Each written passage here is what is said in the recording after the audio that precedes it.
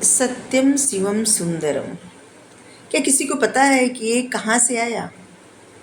शिव ही सत्य है और सत्य ही सुंदर।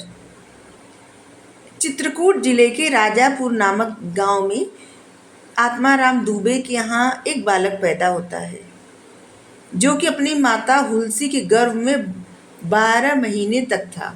इसके बाद पैदा हुआ और पैदा होते मान उसके 3200 दांत था और इसे लग रहा था जैसे 5 साल का बालक। और पैदा होते हुए बोला राम, रोया नहीं, बोला राम। और कौन था वो? कौन था वो? थे तुलसीदास जी। तुलसीदास जी के मुख से जैसे राम निकला ना, और 3200 दांत, अजीब सा ढील डॉल, जैसे 5 वर्ष का बालक। ये सब अद्भुत रूप देख के उनको पिता को ऐसे लगा कि जैसे कुछ अमंगल होने वाला है, और इस शंका से बहुत भयभीत होने लगे। और एक उनकी माता जब हुलसी देखी, तुलसीदास जी की माता जब हुलसी जब देखी ऐसा, तो क्या की कि बालक को अपनी, मतलब तुलसीदास जी को अपनी दासी चुनिया के साथ उसके ससुराल भेज दी। लेकिन चुनिया जब लेके गई अपने ससुराल, तो लगभग 5.5 वर्ष के बाद वो भी, मतलब उसका भी देहांत हो गया। और इधर हुलसी देवी का देहांत अपने बालक को भेजने के बाद दूसरे दिन ही हो गया। अब बालक अनाथ हो गया, मतलब तुलसीदास जी अनाथ हो गए बचपन में, 5.5 वर्ष के थे, क्योंकि चुनिया की मौत हो गई। तो इसके बाद अब इनको कौन देखे? ये मतलब सभी के द्वार द्वार भटकने लगे, मांगने लगे। और इससे जगत जननी माता पार्वती, उनको बहुत दया आई और वो एक ब्राह्मणी का वेश धर के प्रतिदिन आती थी और तुलसीदास जी को भोजन कराती थी, उनका ख्याल रखती थी। और उधर रामसैल पर्वत पर रहने वाले अनंतानंद जी के प्रिय शिष्य श्री नरहरयानंद जी, उनको शंकर भगवान जी ऐसे प्रेरणा दिए कि तुलसीदास जी को ढूंढ के निकाले। और वो ढूंढते ढूंढते आए और तुलसीदास जी के पास पहुँचे और उनको अपने साथ ले गए और उनका नाम रखे राम बोला, क्योंकि वो पैदा होते हुए राम बोले थे। उन्हें अयोध्या ले गए, जहाँ पे वो उनका यज्ञोपवीत संस्कार कराए। और बिना सिखाए ही तुलसीदास जी बचपन में ही, मतलब राम बोला बचपन में ही गायत्री मंत्र का उच्चारण करने लगे, जो कि बिना सिखाए। इसको देख के सब लोग एकदम चकित हो गए। उनको लगा कि ये बालक कोई साधारण बालक तो नहीं हो सकता।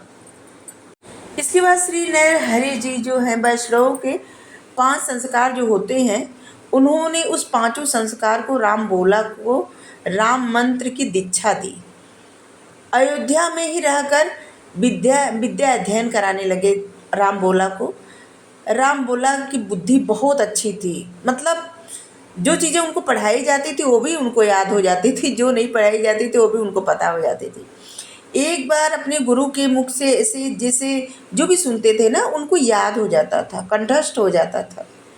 वहाँ से कुछ दिन के बाद गुरु शिष्य दोनों सुकर क्षेत्र पर पहुँचे। सोरो एक जगह थी, वहाँ पे पहुँचे। वहाँ पे श्री नरहरि जी ने तुलसीदास जी को राम जी का चरित्र सुनाया कि कैसे रामचंद्र जी, मतलब उनका जन्म कैसे हुआ, फिर उनकी पूरी जिंदगी उनको सुनाए। राम जी का चरित्र कथा सुनाने के बाद कि कैसे रामचंद्र जी वनवास गए, कैसे फिर, मतलब सब कुछ पूरी कथा सुनाए। इसके बाद कुछ दिन बाद वो काशी चले गए उनको लेके। और काशी में शेष सनातन जी के पास तुलसीदास जी 15 वर्ष तक वेद वेदांग ये सब का अध्ययन किए, पढ़े सब। इधर उनकी लोक वासना, मतलब ऐसे सांसारिक जीवन जीने की उनकी इच्छा होने लगी। और विद्या लेके, अपने गुरु से आज्ञा लेके वो अपने जन्मभूमि लौट आए। और वहाँ आके वो देखे कि उनका परिवार पूरा नष्ट हो चुका, उनके पिता की मृत्यु हो चुकी थी, सब खत्म हो चुका था। और उन्होंने अपने पिता का श्राद्ध भी किया आके वहाँ पे। और वो सबके घर जा जाके राम कथा सुनाने लगे। इसके बाद उनका विवाह हुआ। भारद्वाज गोत्र की एक बहुत सुंदर कन्या थी और उनका विवाह हुआ। और वो उनको लेके जैसे ना एक लत लग गई थी उनको। वो अपने विवाहित जीवन से ऐसे रहने लगे ना कि अपनी पत्नी को कहीं भी जाने नहीं देते थे। एक बार उनकी पत्नी अपने भाई के साथ मायके चली गई और वो पीछे पीछे चले गए उनके साथ, और जिससे उनकी पत्नी को बहुत क्रोध आया और वो उनको बहुत धिक्कारी।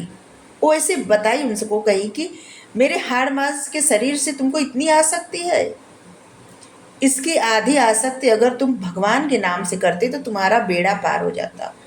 और ये जो शब्द थे ना, ये तुलसीदास जी को चुभ गए और वो एक क्षण भी वहाँ नहीं रुके और वहाँ से तुरंत चल दिए। वहाँ से वो प्रयागराज गए फिर, और उन्होंने अपना गृहस्थ वेश त्याग दिया और साधु वेश धारण कर लिए।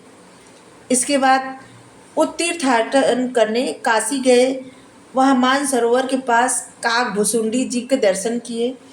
इसके बाद काशी में तुलसीदास जी राम कथा कहने लगे। उस जगह जगह जिससे होता है ना, राम कथा सुनाने लगे सबको, जो सुने थे अपने गुरु से वही सबको बताने लगे, सुनाने लगे।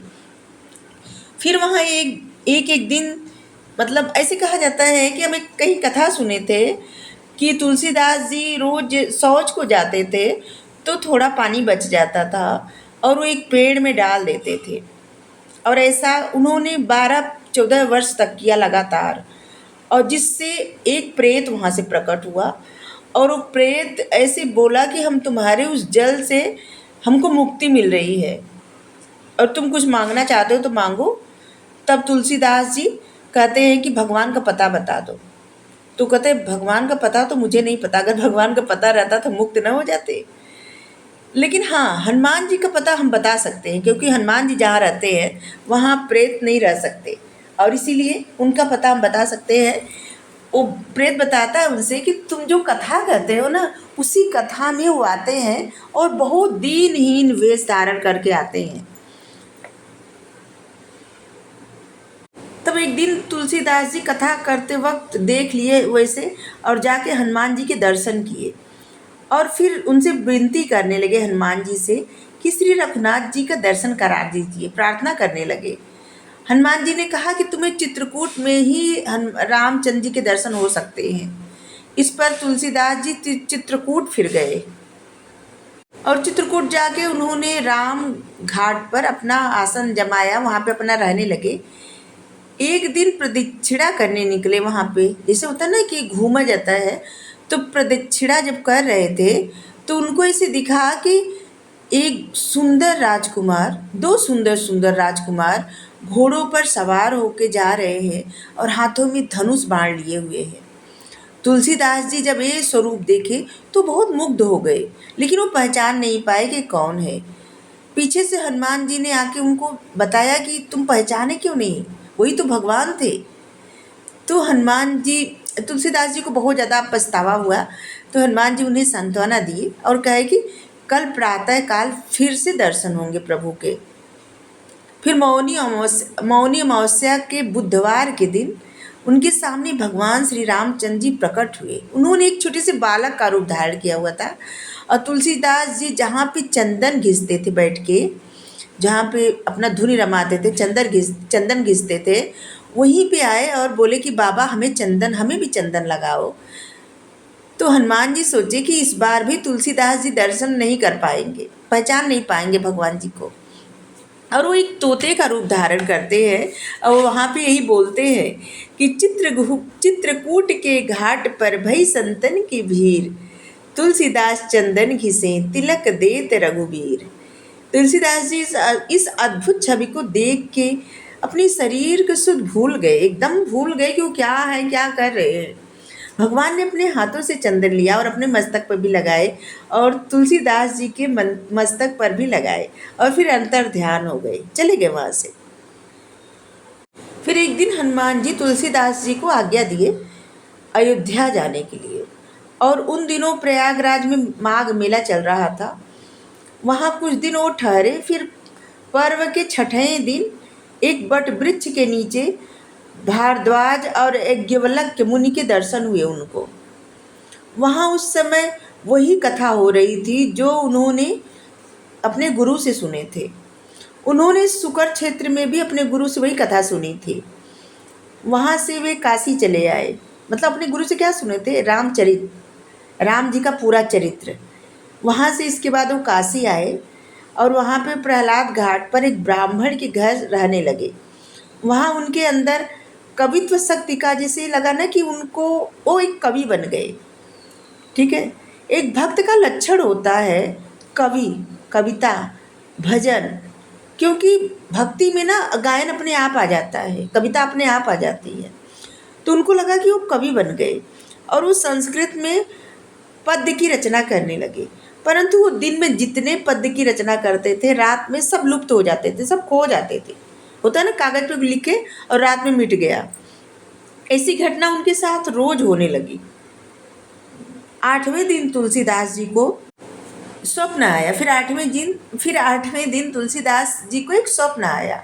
भगवान शंकर जी ने उन्हें आदेश दिया कि तुम अपनी भाषा में काव्य की रचना करो, रामचरित का रचना करो। तुलसीदास जी को जैसे नींद में थे, उठ के बैठ गए, उनकी नींद उचट गई। वे बैठ गए और उसी समय भगवान शिव और पार्वती माता एकदम सामने प्रकट हो गए। तुलसीदास जी ने उन्हें प्रणाम किया। शिव जी ने कहा, तुम अयोध्या में जाकर रहो और हिंदी में काव्य की रचना करो, अवधी भाषा में, हिंदी अवधी जो होती है ना, और मेरे आशीर्वाद से तुम्हारी कविता साम वेद के समान फलदायी होगी। और श्री कृष्ण भगवान जी भी गीता में कहा, क्या कहते हैं, अर्जुन से बताते हैं कि वो वेदों में साम वेद है, साम वेद का बहुत ज़्यादा महत्व है। तो यहाँ पे भगवान शंकर भी कहते हैं कि तुम जो रचना करोगे वो ग्रंथ साम वेद के समान फलदायी होगी, फलवती होगी। इतना कह करके श्री गौरी शंकर अंतर ध्यान हो गए, चले गए शंकर भगवान और पार्वती माता। तुलसीदास जी की आज्ञा अपने सिरोधार्य करके काशी से फिर अयोध्या चले गए तुलसीदास जी। 1631 संवत था उस समय, और उस साल राम नवमी के दिन वैसा ही योग बना था जैसे त्रेता युग में राम जन्म के दिन बना था।